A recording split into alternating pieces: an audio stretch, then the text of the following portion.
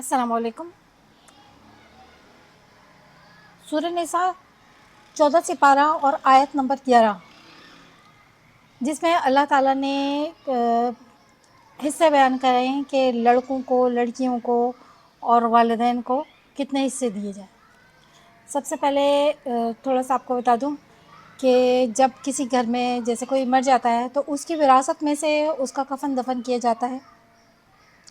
اس کے بعد جو مال بچ جاتا ہے تو اس سے قرضہ ادا کیا جاتا ہے، اگر مردے نے، میت نے لیا ہوتا ہے کسی سے قرضہ تو، اور اگر اس کے بعد بھی بچ جائے مال یا قرضے میں ہی وہ مال پورا ہو جائے تو کسی بھی قسم کی پھر وراثت نہیں دی جاتی۔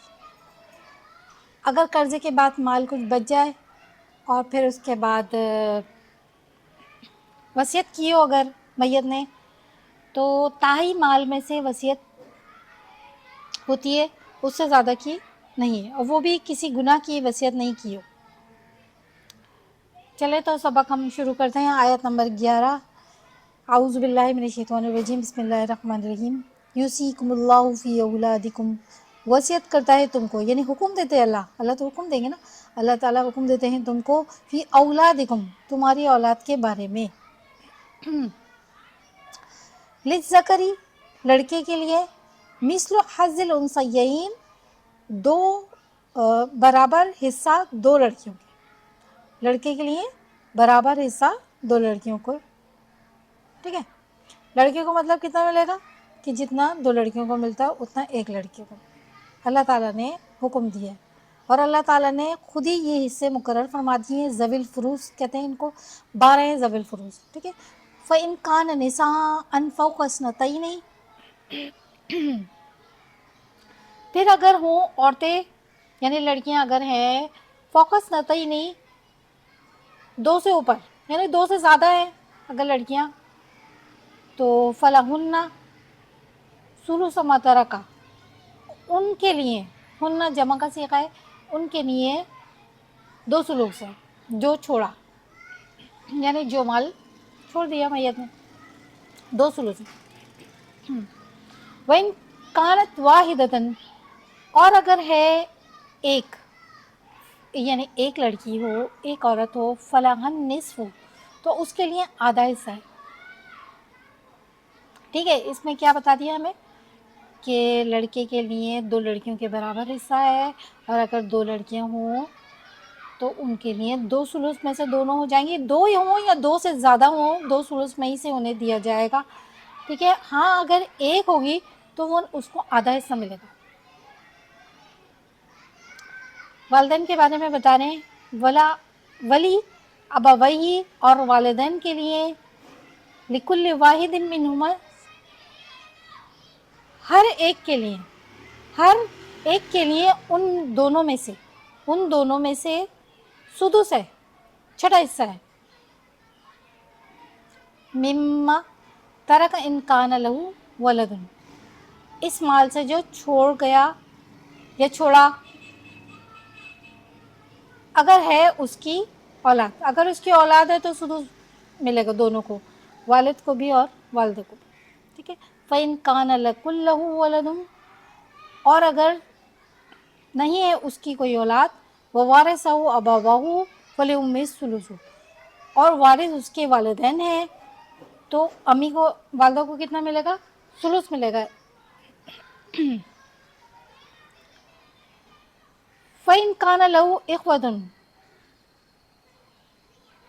اور اگر ہے اس کے بھائی تو فَلِأُمِّهِ السُّدُسُ، تو والدہ کو سدس ملے گا بعد وصیت کی، یعنی وصیت جو ہو گئی ہے اس کے بعد، یعنی وصیت کا جتنا، وصیت میں ایک تائی کا ہے نا، اس کے بعد جو بچا مال تو پھر والدہ کو ایک سدس ملے گا، یوسی بیہا او دین، یا پھر قرض ادا کرنے کے بعد، وصیت کے بعد، وصیت کی اس کے ساتھ، یا پھر دین یعنی قرض ادا کرنے کے بعد۔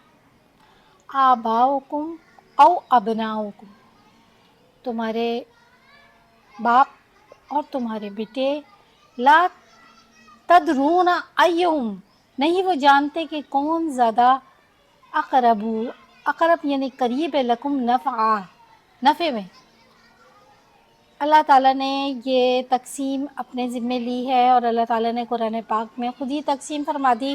نہیں تو انسان جب ہوتا تو انسان اسی کو دیتا کہ جس سے ہمیں نفع حاصل ہو رہا ہوتا. اس لیے اللہ تعالیٰ فرما رہے ہیں کہ آباؤکم و ابناؤکم لا تدرون ایہم اقرب لکم نفع، نہیں تم جانتے کہ کون زیادہ قریب ہے تم سے نفع میں. فریضۃ من اللہ، مقرر کیے ہیں، مقرر شدہ ہیں، یہ مقرر ہیں اللہ تعالیٰ کی طرف سے. ان اللہ کان علیما حکیما، بے شک اللہ تعالیٰ ہے جاننے والا اور حکمت والا. اللہ تعالیٰ حکمت والا ہے، حکمت سے کام کرتے ہیں، اور اللہ تعالیٰ ہیں ہر چیز کو جانتے ہیں. اس میں ایک حدیث ہے، یہ تھوڑا سا سن لیجئے. جابر رضی اللہ تعالیٰ عنہ سے روایت ہے کہ فرماتے ہیں کہ ایک دفعہ ہم حضور صلی اللہ علیہ وسلم کے ہمراہ نکلے، اتنے میں ہمارا گزر اسفاف میں ایک انصاری عورت پر ہوا. وہ عورت اپنی 2 لڑکیوں کو لے کر آئی اور کہنے لگی کہ اے اللہ کے رسول صلی اللہ علیہ وسلم، یہ دونوں لڑکیاں ثابت بن قیس یعنی میرے شوہر کی ہیں، جو آپ صلی اللہ علیہ وسلم کے ساتھ غزوہ احد میں شہید ہو گئے ہیں. ان لڑکیوں کا چچا ان کے پورے مال اور ان کی پوری میراث پر خود قابض ہو گیا ہے، اور ان کے واسطے کچھ باقی نہیں رکھا. اس معاملے میں آپ صلی اللہ علیہ وآلہ وسلم کیا فرماتے ہیں؟ خدا کی قسم، اگر ان لڑکیوں کے پاس مال نہ ہوگا تو کوئی شخص ان کو نکاح میں رکھنے کی بھی تیار نہ ہوگا. رسول اللہ صلی اللہ علیہ وسلم نے یہ سن کر فرمایا اللہ تعالیٰ تیرے حق میں فیصلہ فرما دے گا. حضرت جابر رضی اللہ تعالیٰ عنہ فرماتے ہیں کہ پھر سورہ نساء کی آیت یوصیکم اللہ فی اولادکم نازل ہوئی، تو رسول اللہ صلی اللہ علیہ وسلم فرمایا اس عورت کو اور اس کے دیور کو، یعنی لڑکیوں کا جو چاچا تھا جس نے سارے مال پر قبضہ کر لیا تھا، بلاؤ. آپ صلی اللہ علیہ وسلم نے لڑکیوں کے چچا سے فرمایا کہ لڑکیوں کو کل مال کا 2/3 حصہ دو، ان کی ماں کو 8واں حصہ دو، اور جو بچے وہ تم خود رکھ لو. اچھا، پیچھے جو ہم نے پڑھا تھا کہ صحابہ نے جب لیا تھا حصہ تو وہ چچا زاد بھائی تھے، ان کو محروم رکھا گیا تھا کیونکہ چچا زاد بھائی کا تو نہیں ہے نا حصہ. اچھا، یہاں پر آ گئے چچا ہو گئے ازبا، تو ان کو بچا ہوا مال جو ہے وہ خود دیا تھا آپ صلی اللہ علیہ وآلہ وسلم نے. یہ صرف کہنے کی حد تک نہیں ہے، یہ کیا بھی ہے. یہ اللہ تعالیٰ نے حصے مقرر اس لیے فرما دیے ہیں کہ اکثر عورتوں کو، کمزوروں کو، بچوں کو محروم رکھا جاتا تھا. اس لیے اللہ تعالیٰ نے فرمایا کہ پیچھے والی آیت میں بتا چکی تھی کہ مردوں کے لیے بھی حصہ ہے اور عورتوں کے لیے بھی حصہ ہے. آگے انشاءاللہ تعالیٰ تھوڑی سی آیتیں یہ اس کے بارے میں اور چلیں گی. انشاءاللہ آپ لوگوں کو سمجھ میں آ گیا ہوگا. ریپیٹ کر لیجیے گا دوبارہ اور دعاؤں میں یاد رکھیے گا. السلام علیکم.